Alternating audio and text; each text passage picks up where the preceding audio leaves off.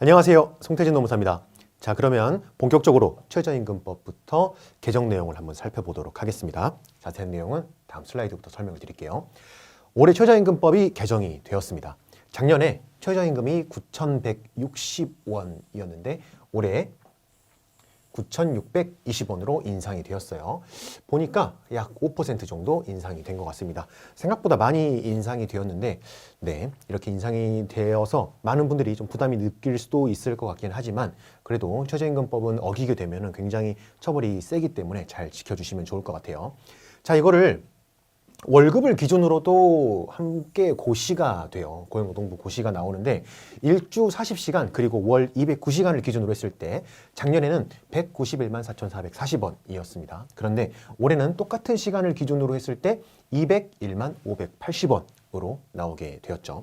그리고 이거는 엄밀하게 말하면 개정된 내용이다 라고 말씀드리기는 어렵지만 시기에 따라서 연도가 바뀌면서 미산입 비율이 조금씩 조정이 되고 있었어요. 그래서 2023년에 비교 대상 임금에 산입되지 않는 비율이 매월 지급되는 상여금, 뭐 2달에 한 번 지급되는 상여금, 뭐 6개월에 한 번 지급되는 상여금, 1년에 한 번 지급되는 상여금, 이런 거는 포함이 안 됩니다. 매월 지급되는 상여금만 여기 비교 대상 임금에서 미산입 비율이 여기 10%에서 5%로 감소가 되었어요.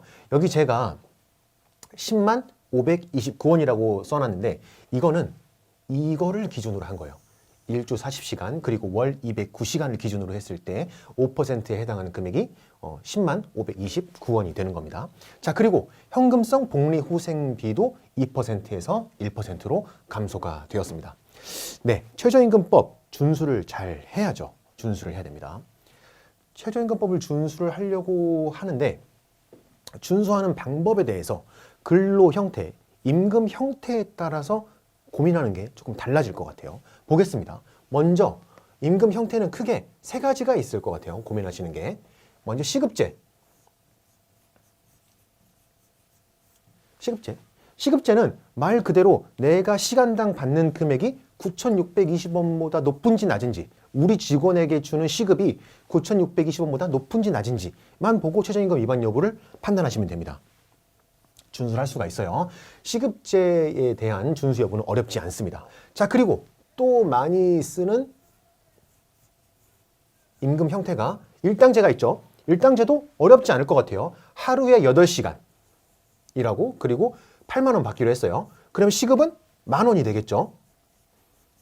이거를 8시간 일하고 8만 원 받기로 했다면 시급은 10,000원이 됩니다. 그러면 10,000원 받았으니까 9,620원보다 높네요. 그럼 최저임금도 준수를 하게 된 거겠네요. 따라서 일당제, 최저임금 이거 모두 판단하기가 쉬워요. 쉽습니다. 그런데 문제, 월급제가 문제예요. 월급제. 여러분들 월급제가 가장 흔한 임금 형태인 건 알고 계신가요?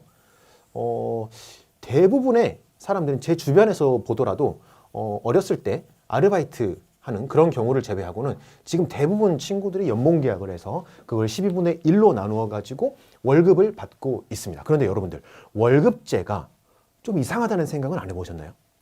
예를 들어 볼게요. 여러분들의 월급이 300만 원이라고 가정을 해보겠습니다. 자, 1월에도 300만 원을 받아요. 자, 그리고 2월에도 300만 원을 받아요. 그렇죠? 이게 월급제죠. 그런데 여러분들 1월은 며칠이죠? 31일이에요. 31일. 그리고 주말을 한번 빼볼게요. 토요일, 일요일 해가지고 한 9개 정도 빠진다고 칩시다. 그러면 이거는 22일이죠. 22일 동안 일하고 300만 원 받은 거예요. 자, 그러면 2월 달은요? 2월 달에도 300만 원 똑같이 받았어요. 그런데 2월은 며칠이죠? 28일이죠? 28일이고 28일이니까 이건 토요일과 일요일의 개수는 당연히 8개예요. 8개 빼면은 이거는 20일이죠. 20일이라고 300만 원 받는 2월. 그리고 여기는 22일 일하고 300만 원 받은 1월이 있어요. 자, 이래서 월급제는 굉장히 독특한 형태의 임금 계약인 거예요. 굉장히 독특해요. 일하는 날수는 다른데 받는 돈은 똑같은 거니까. 그런데 우리 판례가 이 월급제 계약의 효력을 인정하고 있습니다. 자, 그러다 보니까 최저임금 준수 여부를 판단을 할 때도 월급제에 대해서는 좀 판단하기가 어려울 수가 있어요. 실제 월급을 받고 있는 사람이 나는 정말 이날 뭐 토요일과 일요일 개수가 적어가지고 일을 많이 했기 때문에 나는 최저임금 기준으로 했을 때 훨씬 돈을 많이 받아야 된다 라고 이야기를 할 수가 있지만 월급제를 기준으로 했을 때는 최저임금 위반이 아닐 가능성도 있다라는 말씀입니다. 자, 그래서 월급제와 같은 경우는 우리 최저임금법에서 비교 대상 임금을 산정해서 비교 대상 임금을 최저임금 적용이 되는 기준 시간 수로 나누어서 그게 9,620원보다 높은지 낮은지를 따져서 최저임금 위반 여부를 판단하라고 해요. 비교 대상 임금이요? 아까부터 자꾸 비교 대상 임금이라는 말을 하는데 그게 무슨 말인지 잘 모르겠어요 라고 하시는 분들이 많으실 것 같아요. 비교 대상 임금이 무슨 말인지 어떤 정의를 가지고 있는지 한번 보겠습니다. 자, 제가 별표 작게 해가지고 써놨어요. 비교 대상 임금이란 최저임금 위반 여부를 판단하기 위해서 월급제 근로자들을 대상으로 하는 거예요. 월급제 근로자를 대상으로 해서 최저임금 위반율을 판단하기 위해 최저임금과 비교 대상이 되는 개별 근로자의 임금입니다.